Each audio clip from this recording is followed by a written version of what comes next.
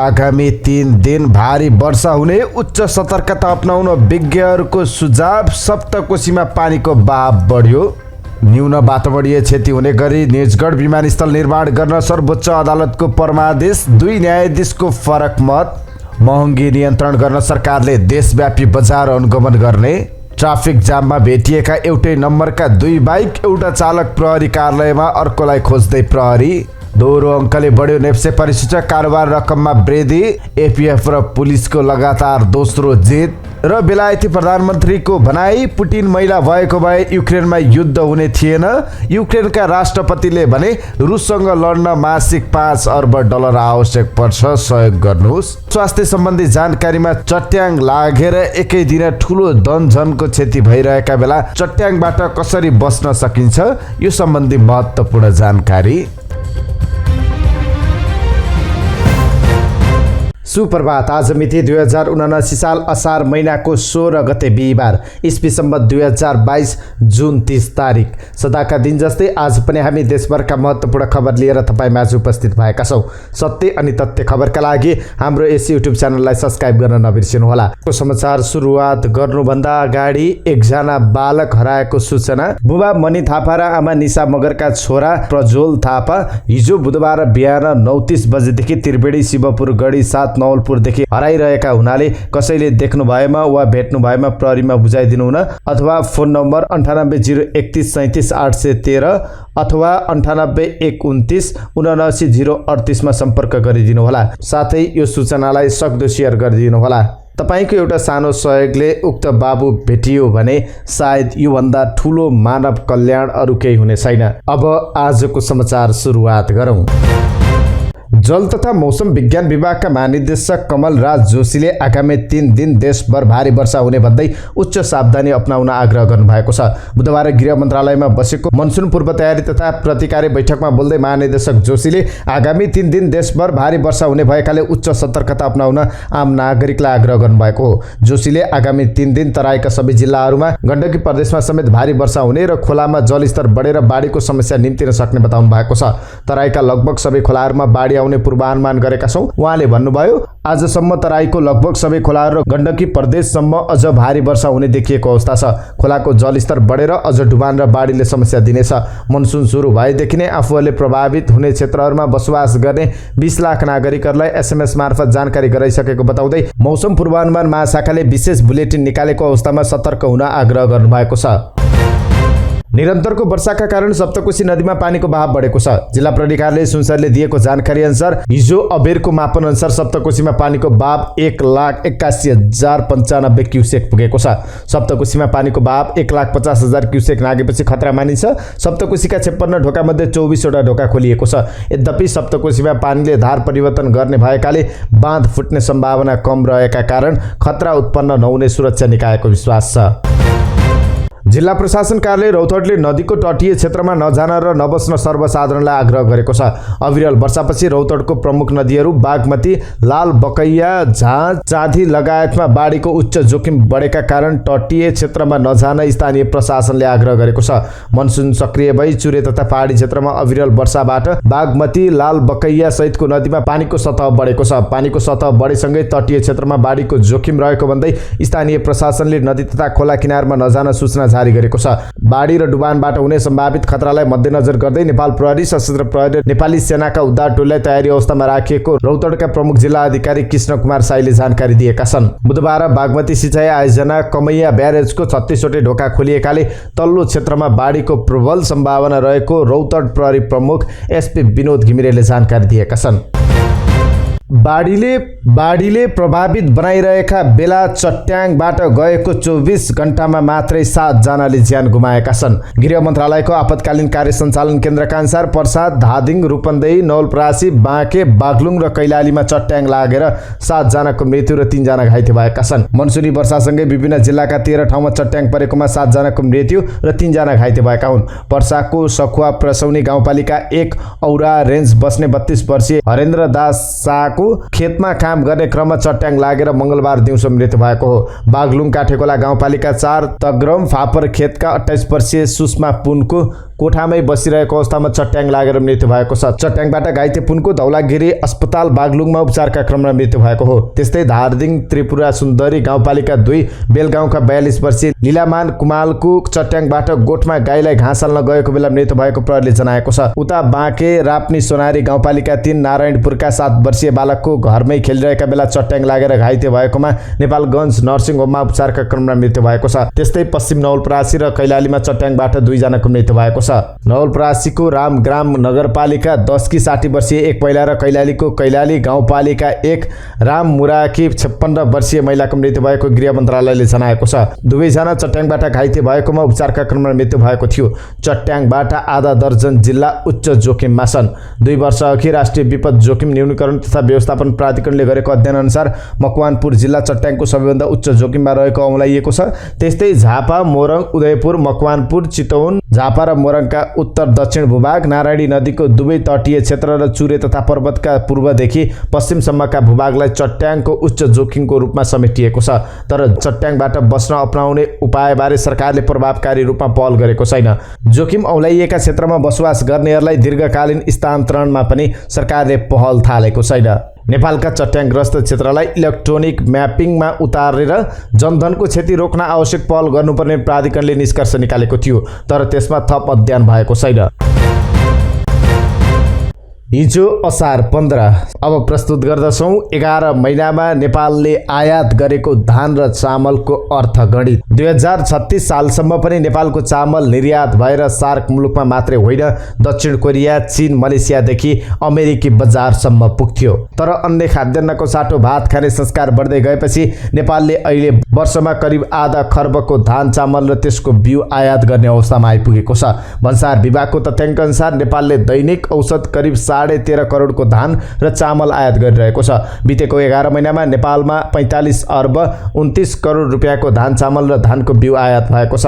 28 अर्ब 50 करोड रुपियाँको चामल, 15 अर्ब 92 करोडको धान र 87 करोड 5 लाख रुपियाँको धानको बिउ नेपाल भित्रिएको भन्सार विभागको तथ्याङ्कमा देखिन्छ। विभागका अनुसार चालु आर्थिक वर्षको 11 महिनामा मात्रै झन्डै 5,38,000 मेट्रिक टन धान नेपाल भित्रिएको छ।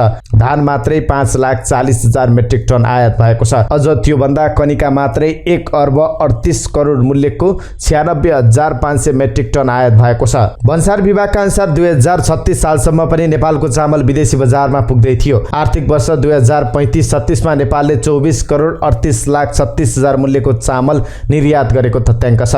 तर पछिल्लो समय स्वदेशी धान र चामललाई भारतीय उत्पादनले नेपालमै भित्रिएर चुनौती दिँदैछन्। भारतीय प्रिमियम किसिमका चामल नेपाली बजारमा छ्यापछ्याप्ती पाइन्छ। नेपालमा माग अनुसार उत्पादन नहुने, बाढी, मल अभाव र प्रकोप लगायतका कारणले उत्पादन घट्ने अवस्था देखिएको छ। कृषि मन्त्रालयका अनुसार आर्थिक वर्ष 2077-78 मा 14,73,474 हेक्टरमा रोपाइँ हुँदा 56,21,710 टन मात्र धान उत्पादन भएको थियो। अहिले विदेशी चामल आयात बढेका कारण नेपाली धान र चामल प्रतिस्पर्धा गर्न नसकेर आन्तरिक बजारमै हेपिएका छन्। गाउँघरमा ढिँडो र च्याख्लाको खान्कीलाई भातले नै विस्थापित गर्दै लगेको छ। अहिले चामलको मागसँगै आयात बढ्दो छ।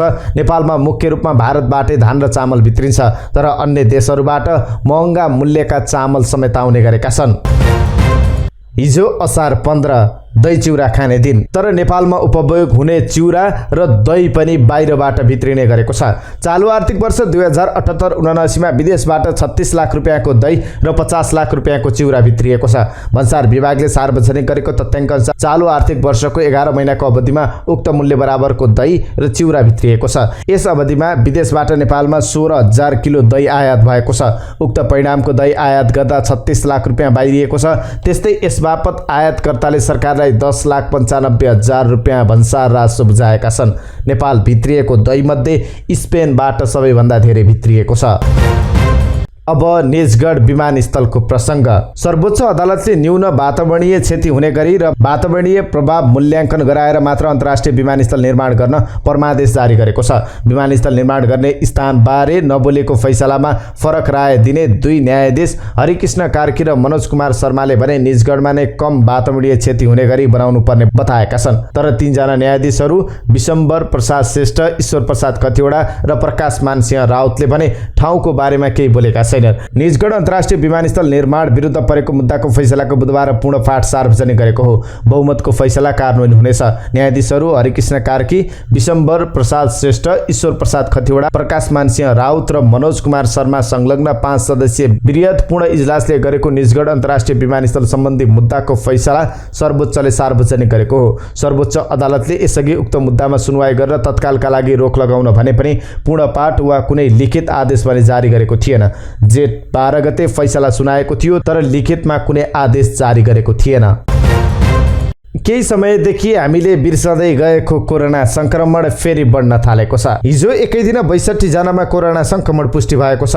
पछिल्लो 24 घण्टामा देशभरबाट 1620 नमुनाको परीक्षण गर्दा 62 जनामा संक्रमण पुष्टि भएको हो। मंगलबार 44 जनामा कोरोना संक्रमण देखिएको थियो। स्वास्थ्य तथा जनसङ्ख्या मन्त्रालयका अनुसार 1008 नमुनाको पीसीआर र 612 नमुनाको एन्टिजन विधिबाट परीक्षण गरिएको थियो, जसमध्ये पीसीआरबाट 51 र एन्टिजन विधिबाट 11 जनामा संक्रमण पुष्टि भएको हो। बुधबार कोरोनाबाट कसैको पनि मृत्यु नभएको मन्त्रालयले जनाएको छ। कोरोनापछि हैजाको प्रसङ्ग। काठमाडौँ उपत्यकामा 13 दिनको बीचमा 14 जनामा हैजाको संक्रमण पुष्टि भएको छ।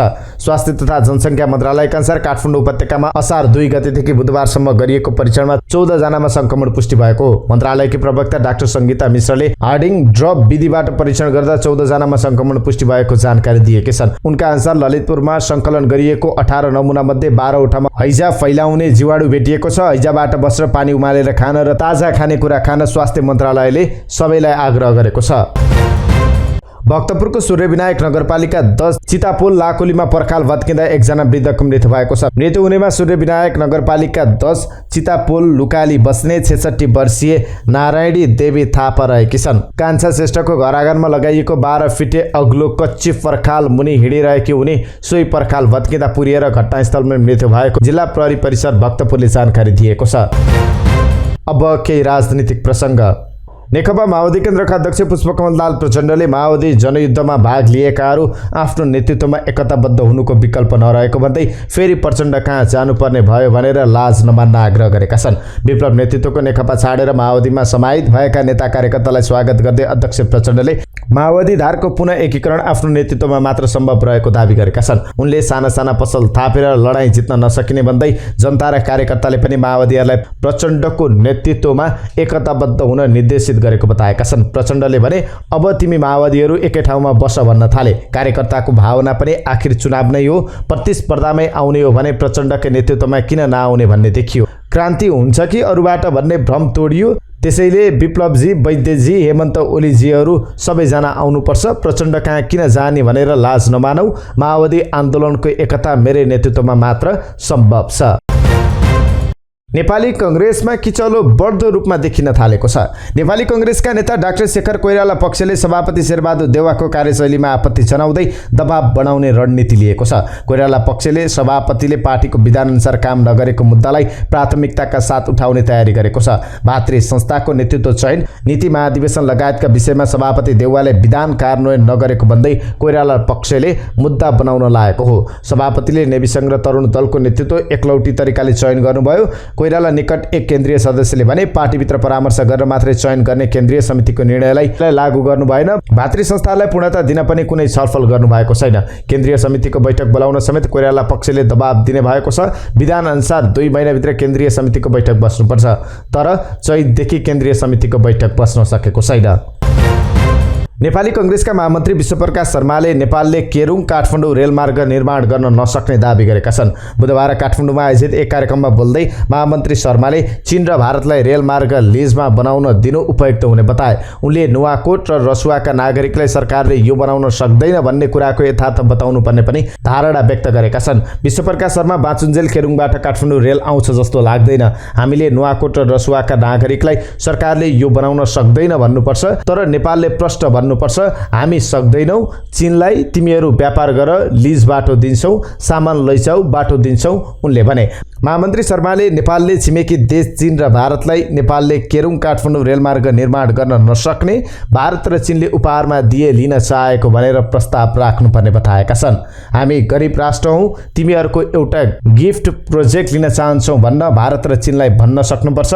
नेपालको धुकुटीको पैसा लगानी गरेर वा सफ्ट लोन लिएर हामीले बनाउन सक्छौँ भन्दै गर्दा सोच्ने भनेको मेचीदेखि महाकालीको रेलमार्ग हो। महामन्त्री शर्माले अहिले केरुङ काठमाडौँ रेलमार्गको पूर्व सम्भाव्यता अध्ययन गरिरहेको भए पनि रेल कहाँबाट ल्याउने र सक्छौँ वा सक्दैनौँ भन्ने आधार नै नरहेको बताए। उनले एउटै अन्तर्राष्ट्रिय विमानस्थल व्यवस्थित गर्न नसकेको भन्दै एउटाबाट दोस्रोमा जानुपर्ने बेलामा एकैपटक चारवटामा प्रवेश गर्नु गलत भएको बताए। एउटै अन्तर्राष्ट्रिय विमानस्थललाई व्यवस्थित बनाउन सकिएको थिएन, एकैपटक चारवटामा पुग्यौँ, एउटापछि दुईटामा जानुपर्ने हो, हामी एउटाबाट दोस्रोमा जाने हो, तर किन सबैतिर गयौँ भन्दा हामीलाई एकैपटक चुनाव लाग्छ, महामन्त्री शर्माले भने। सरकारले महँगी नियन्त्रणका लागि देशव्यापी बजार अनुगमन गर्ने भएको छ। सङ्घ, प्रदेश, जिल्ला प्रशासन, स्थानीय तहका सबै संयन्त्र परिचालन गरेर बजार अनुगमन गर्ने निर्णय भएको उद्योग, वाणिज्य तथा आपूर्ति मन्त्री दिलेन्द्र प्रसाद बडुले जानकारी दिएका छन्। वाणिज्य मन्त्रालयको सभाहालमा बुधबार आयोजित पत्रकार सम्मेलनमा मन्त्री बडुले इन्धनको मूल्य बढेपछि खाद्यान्न, औषधि र सेवाको मूल्यमा गरिएको मूल्य वृद्धि घटाउन र उपभोक्तालाई राहत दिन यस्तो निर्णय गरिएको बताएका छन्। देशव्यापी बजार अनुगमन गर्न र मूल्य नियन्त्रण गर्न अनुगमन तथा निरीक्षण अधिकृत तोक्न जिल्ला प्रशासन र स्थानीय तहलाई पत्राचार गरिएको उनले जानकारी दिएका छन्। सांसदहरूले श्रीमान 10 वर्षसम्म निरन्तर सम्पर्कविहीन भए श्रीमतीलाई एकल महिला भत्ता दिनुपर्ने प्रस्ताव गरेका छन्। सामाजिक सुरक्षा ऐन 2075लाई संशोधन गर्न बनेको विधेयकमा संशोधन प्रस्ताव दर्ता गर्दै सांसद द्वय बिमला विक र बिमला विश्वकर्माले यस्तो प्रस्ताव अगाडि सारेका हुन्।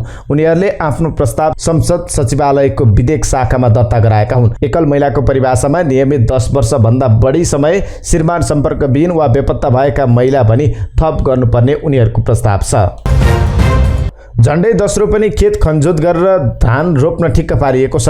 खेतको वरपर आठोमाथि भिड छ, कोही पञ्चेबाजामा नाचिरहेका छन्, कोही रोपाहरू असारे गीत गाइरहेका छन्, अर्को गरामा विदेशी पर्यटक एक अर्कालाई हिलो छ्यापाछ्याप गरेर रमाइलो मानिरहेका छन्। राष्ट्रिय धान दिवसको अवसरमा पोखरा पर्यटन परिषदले हरेक वर्ष आयोजना गर्ने रोपाई मौसम यस वर्ष पोखरा 25 हेम्जाको माई स्थान फाँटमा गर्यो। पोखरा सबै मौसमका लागि भन्ने नाराका साथ 17औं असारे रोपाई महोत्सव तथा दोस्रो राष्ट्रिय हेम्जा हिले महोत्सव बुधबार भएको छ।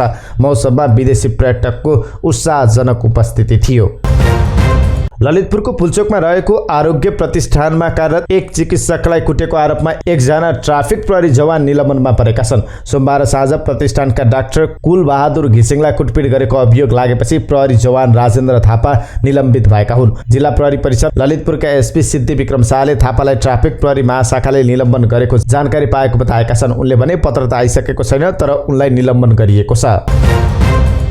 कञ्चनपुरको बेतकोट नगरपालिका 5 स्थित पोखरीमा बुधबार दिउँसो घर भत्किँदा 4 महिने बालिकाको मृत्यु भएको छ। जिल्ला प्रहरी कार्यालय कञ्चनपुरका अनुसार बेतकोट नगरपालिका 4 धरमपुरकी 4 महिने करिश्मा खुनाको मृत्यु भएको हो। घटनामा अन्य 2 जना घाइते भएका छन्। स्थानीय प्रेम साउदको जग्गा अधिया बनाउन गएका बेला पार्वती खुनाले छोरी र 11 वर्षीय छोरा अर्जुन खुनालाई उक्त घरमा छाडेर रोपाई गरिरहेकी थिइन्। कच्ची घर भत्किएपछि घरले च्यापिँदा धरमपुरकी 4 महिने करिश्मा खुनाको मृत्यु भएको जिल्ला प्रहरी कार्यालय कञ्चनपुरका प्रहरी निरीक्षक लालबहादुर बमले जानकारी दिएका छन्। बुधबारबाट सामाजिक सञ्जालमा एउटा तस्बिरले चर्चा पायो। बिहान काठमाडौँ गौशाला चोकको यो तस्बिरमा 2 जना मोटरसाइकल चालक ट्राफिक जाममा रोकिएका थिए। यो तस्बिरमा 2वटा बाइकका सवारी चालकले एक अर्काको नम्बर प्लेट हेर्दै गरेको देखिन्छ। दुवै मोटरसाइकलको एउटै नम्बर प्लेट देखेपछि उनीहरूले एक अर्काको नम्बर प्लेट हेरेका हुन्। दुवै मोटरसाइकलमा बागमती प्रदेश 02022 प 2380 नम्बरको प्लेट छ। त्यही तस्बिर अहिले सामाजिक सञ्जालमा भाइरल छ। सामाजिक सञ्जालमा आएपछि त्यसबारे काठमाडौँ उपत्यका ट्राफिक प्रहरीले पनि अनुसन्धान गरेको छ। ट्राफिक प्रहरी कार्यालयका प्रहरी उपरीक्षक सञ्जीव शर्मा दासका अनुसार यो तस्बिर बाहिरिएपछि कार्यालयले दुवै मोटरसाइकल खोजेको हो। एउटा मोटरसाइकलका चालक भने सम्पर्कमा आइसकेका छन्। एनएस पल्सरका चालक ट्राफिक प्रहरी कार्यालयमा छन्। उनको कागजात हेर्दा सबै ठिक भएको उनले बताएका छन्। एउटा एनएस पल्सरको सबै कागजपत्र पनि ठिकै, नम्बर पनि ठिकै भएको छ। उहाँ हाम्रो कार्यालयमै हुनुहुन्छ उनले भने। अर्को खोज्दैछौँ। उनका अनुसार अर्को मोटरसाइकल भने भक्तपुर तर्फ गएको सीसीटीभी क्यामेरामा देखिएको छ। उक्त मोटरसाइकल चालकको पनि खोजी खोजी भइरहेको कार्यालयले जनाएको छ। उनी पनि सम्पर्कमा आइसकेपछि मात्रै के भएको हो भन्ने कुरा बुझिने प्रहरी उपरीक्षक दासले बताएका छन्। बुधबार नेप्से परिसूचक 2.15% बढेको छ। हिजो नेप्से परिसूचक 41.39 अङ्कले बढेर 1962.71 बिन्दुमा पुगेको हो। नेप्से बढीसँगै कारोबार रकम पनि बढेको छ। मङ्गलबार 1,05,82,63,000 रुपियाँको कारोबार भएकोमा हिजो 1,43,13,00,000 रुपियाँ बराबरको कारोबार भएको छ।